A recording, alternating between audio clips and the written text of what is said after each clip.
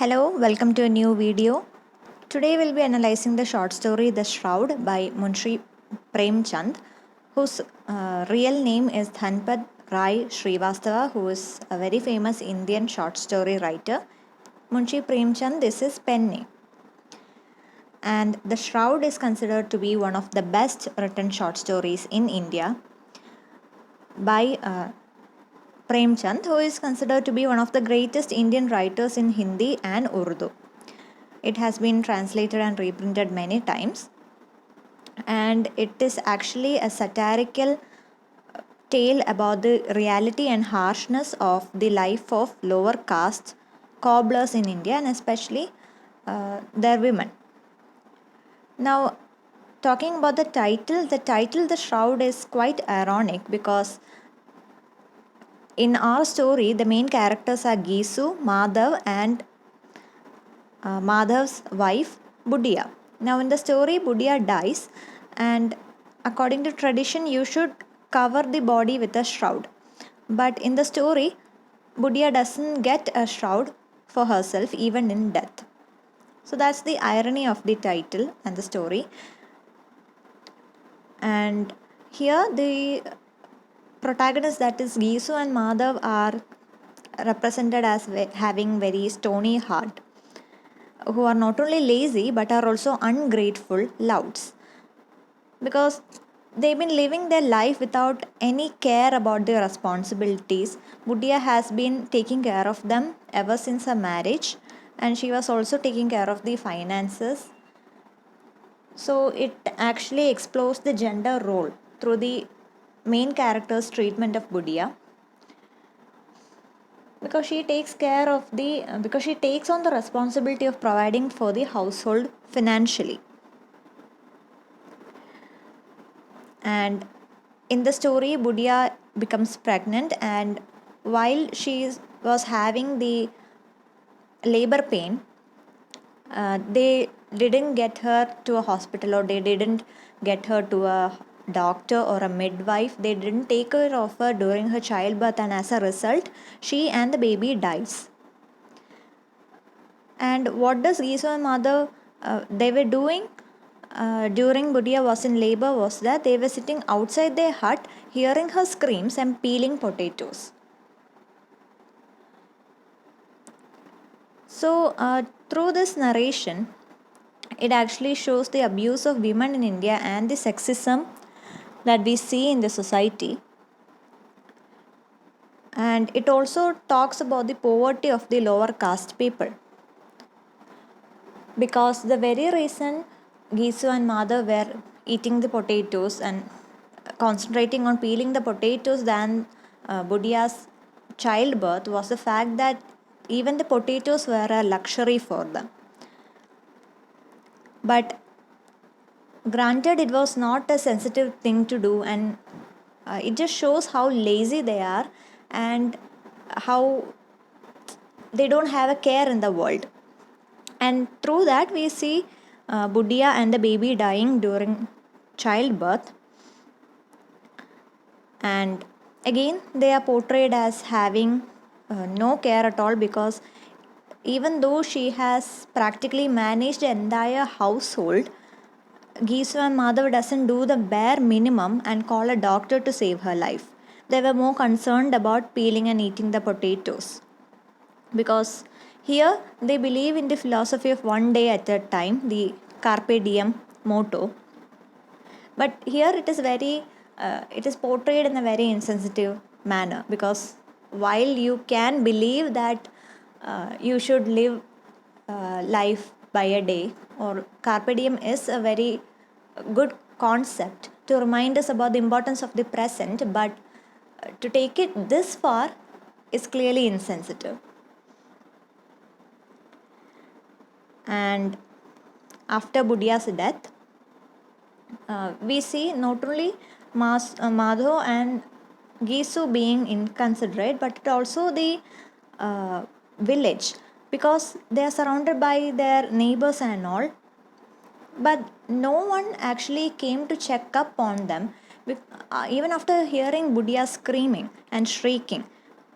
probably the reason were that they knew Gisu and Madhav were lazy and they were just fed up with them and they no longer wanted to do anything with them. Or maybe it could be because they were equally cruel or negligent of the fact of attending, because Budia is Madhav's wife, right? So, according to what can I say? According to the ideology, it is the husband who should be taking care of the wife. So, ideally, they are expecting Madhav and also Gisu to take care of the female in the family, but they are not doing anything. And so the villagers are again being insensitive, since the husband and father-in-law are not doing anything. They are not taking the initiative either. Or it could be because again the villagers are also affected by poverty, and so for them they don't bother about the commotion that is coming from Gisu's home, and they are being selfish in a way. Or it could be because they just don't want to get mixed up in the other people's matters, no matter how let's say, no matter how difficult it looks. So as a result, all their carelessness results in the death of Budia, and Madho and Gisav are again crying crocodile tears, because, and then they are lying again about how they sat by Budia's side all night and how they had no medicine to give her and how she was the one who had abandoned them.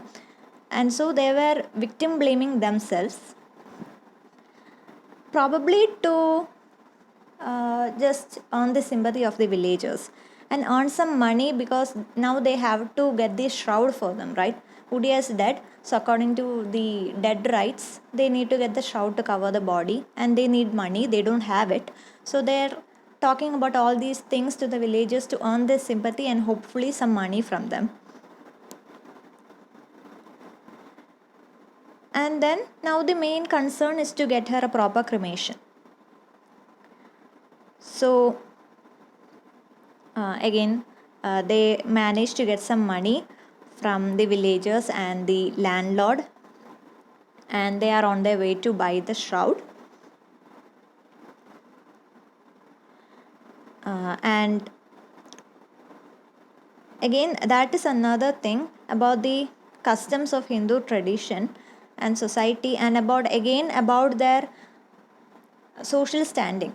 They are not even allowed, or they are not even able to afford 5 rupees for themselves, probably because of the social standing, because it is always the higher caste who have so much money to spend, while the lower class are not even able to afford their daily food.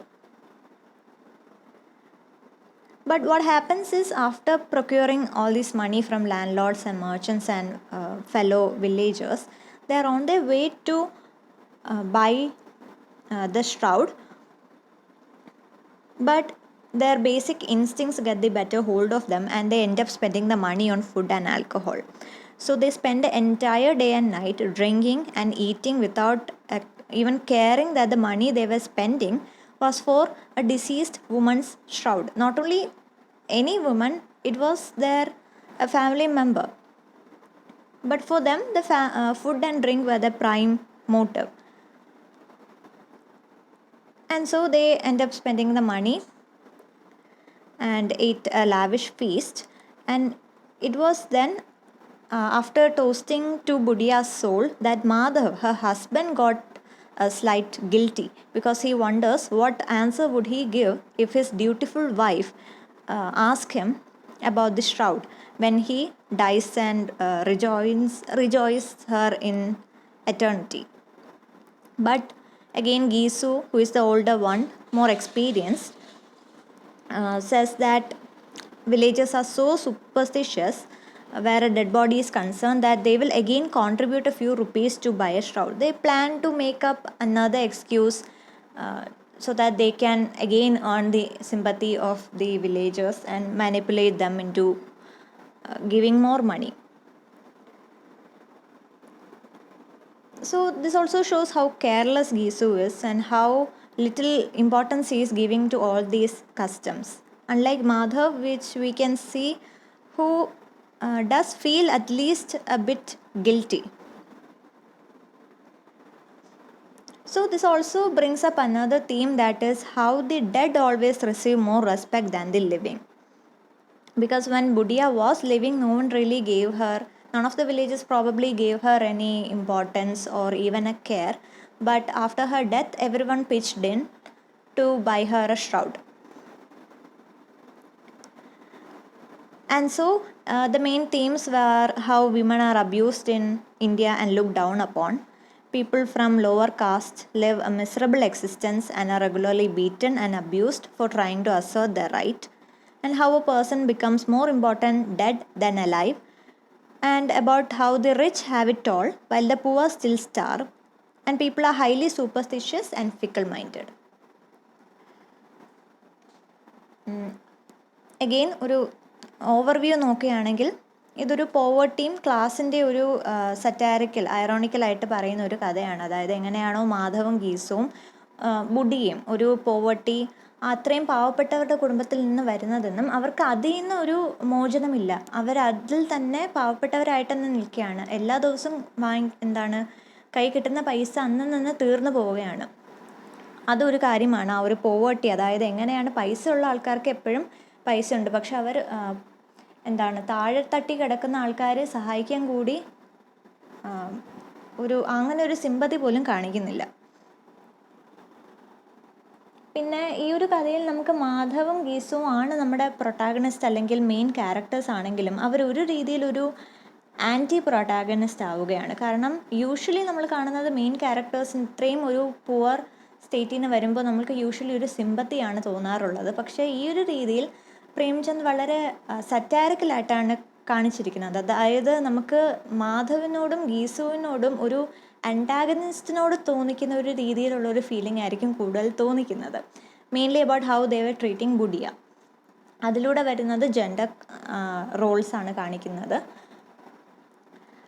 പിന്നീട് religious hypocrisy വരുന്നുണ്ട്. അതായത് upper ക്ലാസ്സിലുള്ള ആൾക്കാരും അവരിലൂടെ റിലീജിയനിൽ കാണിക്കുന്ന ഒരു ഹിപ്പോക്രസിയും, അതായത്